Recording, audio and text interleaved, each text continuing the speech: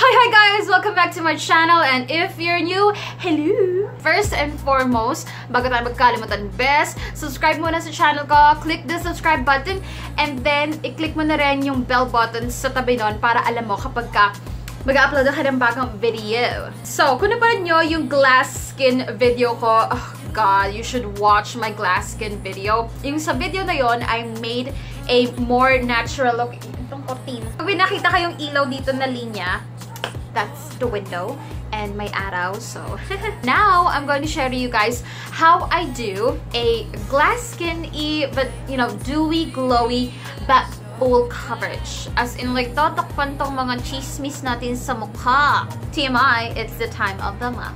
By the way guys, meron din pala ako share sa inyo ng mga skincare products that I have been trying, and they are from Skincare Hub. So thank you so much Skincare Hub for sending your products, and so far so good. I've been loving them. So bukod sa makeup, I will also take you to the skin prep. So guys, una kong ginagawa after kong maligo or like maghilamos and all that, syempre maglalagay ako ng toner. So recently, nung nagkaroon ako ng bonggang breakouts because of, you know, hormones and all that, ginagawa ko yung 7 steps Korean skincare. This is different from the 10 steps. Yung 10 steps kasi, diba, halo-halong mga products, emulsion, moisturizer, blah blah blah. But the 7 steps, if I'm not mistaken, this is like you're gonna layer your toner 7 times.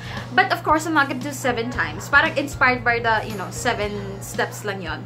But I do layer toners, and I have been layering these 3 from Skincare Hub din to. This one is tomato and strawberry toner, and this is an anti-pimple, erases acne, pimple marks. I need that right now. It shrinks pores and anti-aging, and it has a lot of vitamins, B2, B3, vitamin E. And the next thing I put on is the witch hazel pore minimizer. It tightens pores, minimizes pores, and prevents breakouts. Definitely need this. And the last toner that I'll layer is the cucumber toner. It moisturizes, cleanse, and softens skin. So unahin natin. Ito, ganito na lang siya kasi naglagay ako sa spray bottle at ginagamit ko siyang makeup setting spray.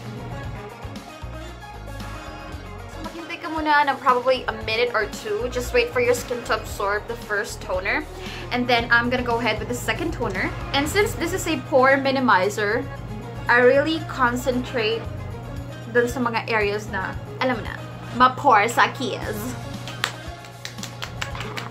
As you can see, kanina dry na dry yung face ko. But right now, nagkaroon siya ng moisture.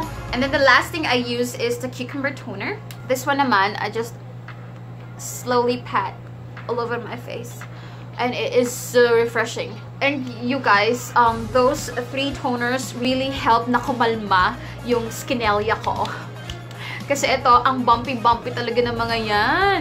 Pero ngayon, it's flat and it has subsided. So I highly recommend that you get these toners because I really love them and they do work on my skin. So one of the techniques that I do to achieve a dewy, glowy, but still full coverage is use a face oil. Girl, lakas naka-Instagram nito, girl! Kasi diba ang dami mga Instagram makeup? They put oil to achieve the glowy face before putting on the foundation. And I tried that. And since I don't have yung mga mamahaling oils, good thing yung Skincare Hub, they also have the grapeseed oil. And then tinry ko na, you know, baka pwedeng dupe to dun sa mga ginagamit ng mga Instagram makeup artists, yung mga pinupore-pore nilang ganyan. And you guys, it does work. Plus, it's so affordable and it's so good for your skin kasi hello, grapeseed siya.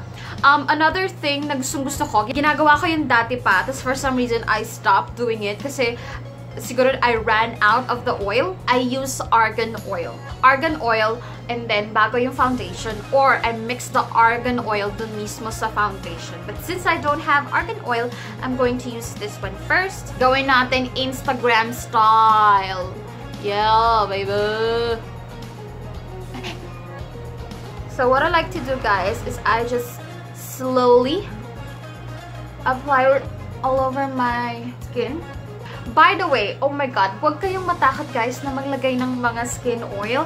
Argan oil, Moroccan oil, grapeseed oil, rose hip oil, and even yung mga sunflower oil, ganyan, huwag kayong matakot kahit na oily skin kayo. Kasi pag oily skin kayo, guys, you definitely have to moisturize your face. Kasi the more na dinadry mo yung face mo, the more na, alam mo yun, mag-produce lalo ng oil. So do not be afraid to include oils in your skincare kasi hindi niya papagrabihin yung oils sa face mo.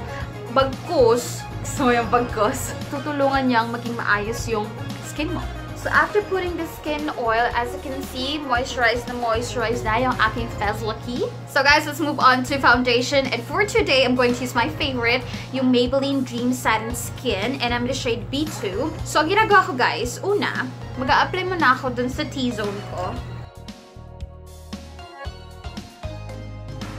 So I chose itong Maybelline Dream Satin kasi buildable full coverage siya.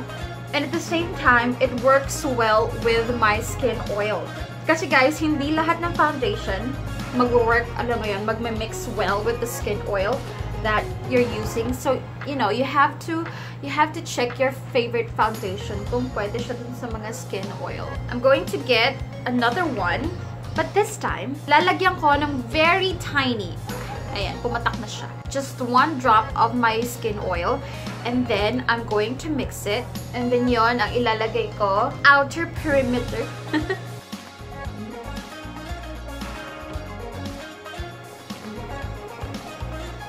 And then, maglalagay na ako ng concealer. Ang gamit ko ay Maybelline Fit Me Concealer. Maglalagay din ako sa eyelids ko. So, next I'm going to do is, kailangan pa rin natin iset yung foundation natin. And, I'm going to use a powder na dapat very, very light, very, very thin. Itong Skincare Hub, meron silang Skin Fairy Powder. Soothes and calms skin naturally and it absorbs moisture. So, I'm going to use this to set my under eyes. So, para lang siyang baby powder, you guys. But I like how, you know, it's not that thick compared dun sa mga loose powder setting loose powders. So, I'm just gonna tap it very, very lightly sa under eyes. Kasi yun ang importante. Maset natin. Oh, it sets really well.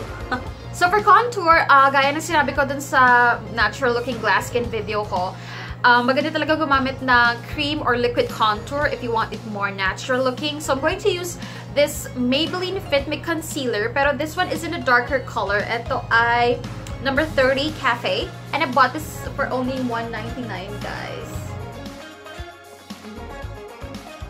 So I'm just gonna blend it.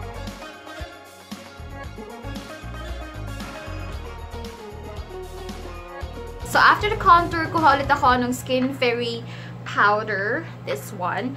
Very konti lang. And I'm just going to swish my brush. And then, very, very lightly apply it all over my face. We still need to set it, you guys. Para maging long-lasting siya. Pero alam mo yon, kailangan mo talagang pumili ng powder na lightweight and translucent. And then after this, I'm going to contour my nosicles. After contouring my nose, I'm going to apply my nose highlight. I'm using the JCat Beauty highlighter, guys. And it is so lit. After that, I'm going to set my face muna.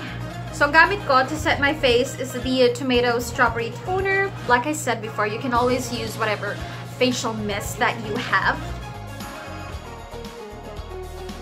So, while my skin is still dewy, maglalagay na ako ng highlight. Kasi mas intense ang highlight kapag medyo ma-moist pa yung skin mo. Yes!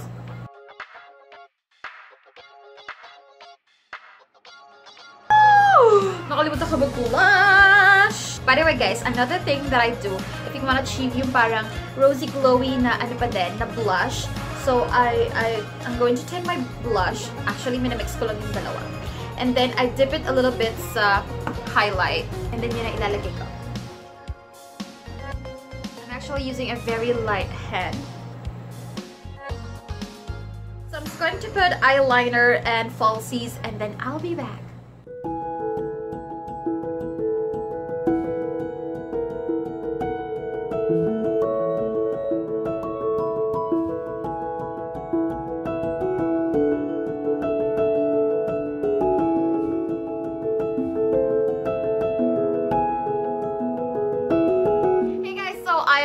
And this is the finished look right here. As you can see, na-cover yung mga blemishes ko, but I still have that dewy, fresh, glowing skin. But guys, this is the special part of this video because, you know, sabi ko nga kanina, Skincare Hub, nagpadala sila napakaraming products. And of course, I want to share those products with you guys. So we are going to have a giveaway. By the way guys, I'm using a J-Cat Beauty lip gloss. This is part of the Kinky Boots kit that they sent me. This is the J-Cat Beauty Diamond Lust lip gloss. I've been enjoying it. Mukha talagang fresh and plump yung lips ko. Anyway, moving on to the giveaway. So I have here some of the products that I'm gonna be giving out. So first up, I have this kit right here. Meron siyang Kojic Whitening Soap. Merong Penta White Toner over here. Pampa Puti. And then meron tayong collagen cream. It's age-defying and moisturizing. It's over here. And then over here, meron naman tayong rejuvenating cream. It's also age-defying and whitening. So you're going to have this kit. And the next thing is Google Keratin Conditioner, also from Skincare Hub, of course. It's made with all natural ingredients, strengthens hair, and promotes hair growth. Meron din ako mga sabon na pampaputi, you guys. This is Promise Intense Whitening Soap.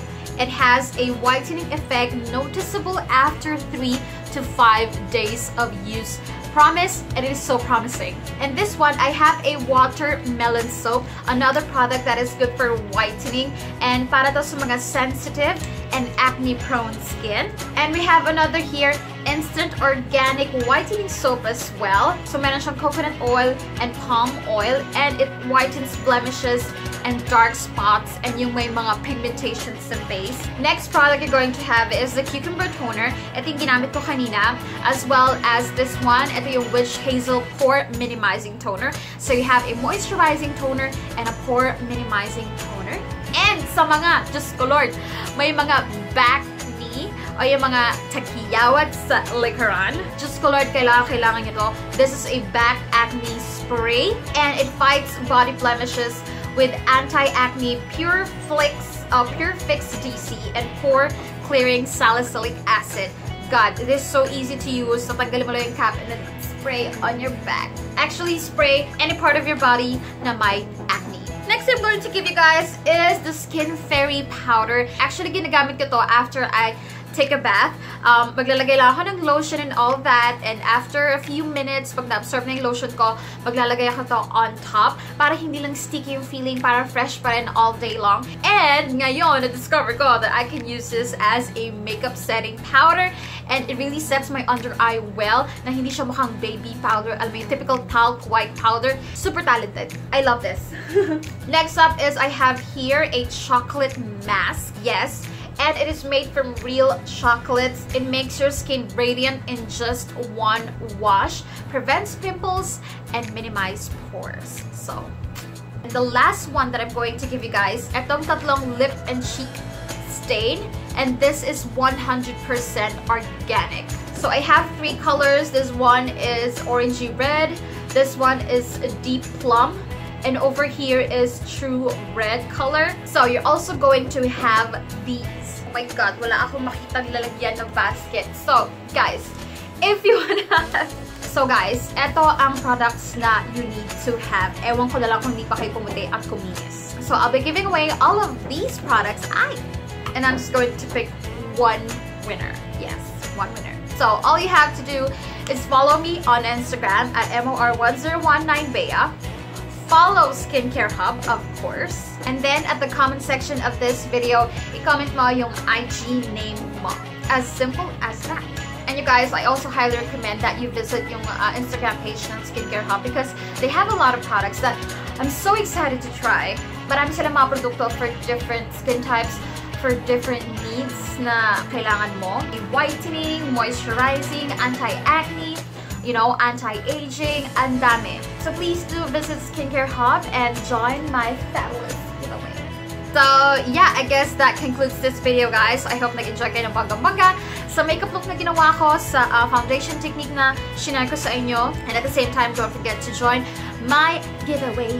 And then siguro in just a week, I'm going to pick a winner. Probably a week or two. So yeah, thank you so much for watching, guys. And I will see you in my next video. Bye-bye!